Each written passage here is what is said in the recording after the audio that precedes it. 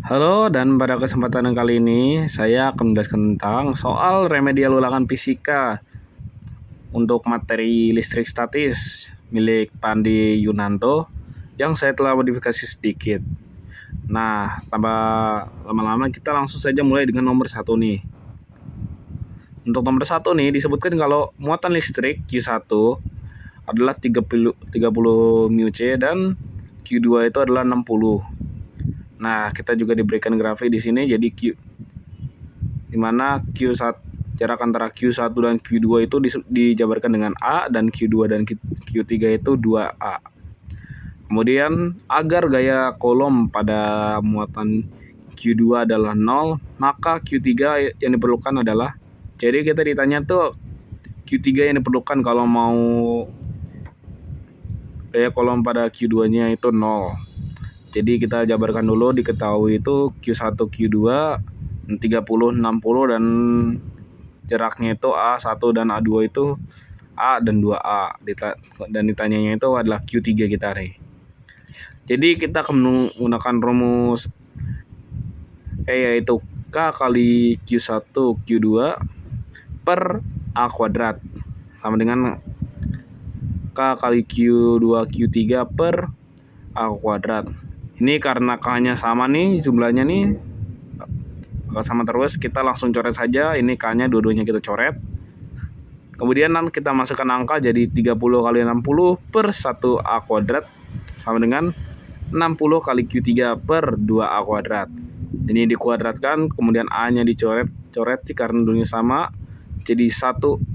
Ini jadi 1 dan ini menjadi 4. Satunya hilang saja karena ya hasilnya sama, bakal sama aja. Jadi 1800 sama dengan 60 kali Q3 per 4. 4 kita pindahkan ke sini, kita aljabarin, pindah, jadi dikalikan jadi 7200 sama dengan 60 Q3. Kemudian kita cari Q3-nya, dipindahkan 60-nya untuk membagi 7200 menjadi 7200 per 60 menjadi 1200 Joule yang kita dapat nanti untuk Q3 kita. Kemudian lanjut ke soal nomor 2, di mana dua buah titik A dan B masing-masing berjarak RA 8A dan RB dengan 18A dari suatu Q. Perbandingan kuat medan listrik di titik A dan titik B sumber Q adalah, nah kita disuruh mencari perbandingan E1 banding E2 kita. Nah, terus kita dikasih tahu di soalnya itu kalau RA itu 8A dan RB-nya itu 18A.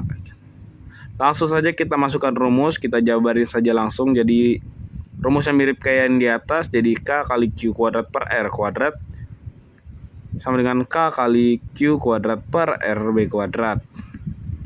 Q-nya karena kita anggap sama nih, karena patokan kita nih hanya satu Q doang nih. Jadi kita dianggap sama dua-duanya nih, kita bisa langsung coret saja juga, ikut coret sama kayak K-nya. Nanti ini kasarnya 1 per RA dan 1 per RB. Nanti kita jadinya masukkan angka jadi 8A kuadrat sama dengan 18A kuadrat. Kita kuadratkan, kemudian A-nya kita coret nih masing-masing nih. Langsung saja coret aja, nggak usah lama-lama, langsung kita nanti dapat 64 sama 324. Bisa stop di sini nih kita nih, tapi kita lanjutkan saja biarin lebih kecil dan lebih bagus. Jadi 16 sama dengan 81. Dan artinya perbandingannya adalah 16 banding 81 untuk jawaban nomor 2. Kemudian juga ada nomor 3 nih. Di sini kita ada segitiga nih, segitiga sama sisi. Ceritanya nih dikasih tahu kalau A-nya itu adalah 4 cm. Kemudian jika Q1 sama dengan 4,8 kali 10 pangkat min 8C dan Q2 adalah 4,8 kali 10 pangkat min 8C, maka besar potensial listrik total di titik P adalah, jadi kita disuruh mencari V pada titik P nih, satu nih. Nah, kita dikasih tahu kalau A-nya itu nih, karena segitiga sama sisi kan semuanya sama nih. Jadi A-nya itu 4 cm. kita jadi satuan internasional, kita jadi meter, jadi 0,04 meter. Habis itu Q1-nya itu 4,8 kali 10 pangkat min 8, dan Q2-nya adalah min 4,8 kali 10 pangkat min 8. Untuk rumus V-nya adalah sigma Q per A kuadrat. Nah, dari sigmanya itu cuman ditambahkan saja nih Q1 Q2-nya untuk mencari sigmanya itu. Jadi kita masukkan ke rumus, jadi 4,8 kali 10 pangkat min 8 dikurang 4,8 kali 10 pangkat min 8 per 0,04 kuadrat. Nah, kita bisa lihat nih, karena ini kebetulan sama dan ininya min nih, 4,8 yang Q2-nya min, kita jadi hasilnya 0. Jadi kita ntar dapat V-nya itu nanti kita dapat 0 pada titik P. Karena kalau kebetulan sama nih, nanti kita bisa dapat jawabannya 0. Kebetulan saja ini. Kemudian lanjut lagi pada nomor terakhir. Ini soalnya agak panjang. Kapasitor 19 μF diberi muatan baterai sebesar 14 volt. Lalu diisolasi. Selanjutnya kapasitor ini dihubungkan secara paralel nih dengan kapasitor yang 29 μF yang mula-mula tidak memiliki muatan.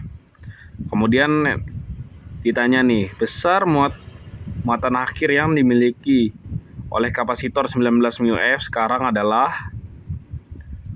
Nah, di sini kita jabarkan dulu yang kita tahu nih dari soal ini. Yang pertama, C1 adalah 19 μF dan C2 adalah 29, salah tulis saya, μF. Jadi sama V-nya 14V. Ditanyanya itu adalah Q1 kita nih. Untuk mencari Q total nih, Q ada rumusnya itu jadi C dikali V. Jadi kita dapat 19 kali 14, nanti dapat 266 μF. Nah, kita anggap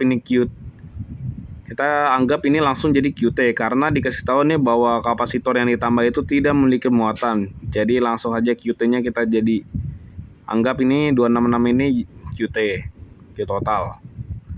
Kemudian kita cari C paralel ini setelah ditambah nih, karena ini paralel jadi rumusnya itu C1 tambah C2. Jadi 19 tambah 29. Maka jadi akhirnya itu 48 μF. Setelah kita dapat C paralelnya itu, kita maka akan cari V-nya dulu nih. V rumusnya itu adalah Q2 per CP. Q total per CP. Sama dengan, nanti kita masukkan jadi 266 per 48. Di sini kita mendapatkan V-nya itu adalah 5,54 volt. Setelah kita mendapatkan itu, baru kita bisa cari Q1-nya dengan rumus C1 kali V. Jadi dimasukkan jadi 19 kali 5,54 dan mendapatkan hasil akhir 105,26 Joule. Jadi sekian saja dari soal remedial ini. Terima kasih.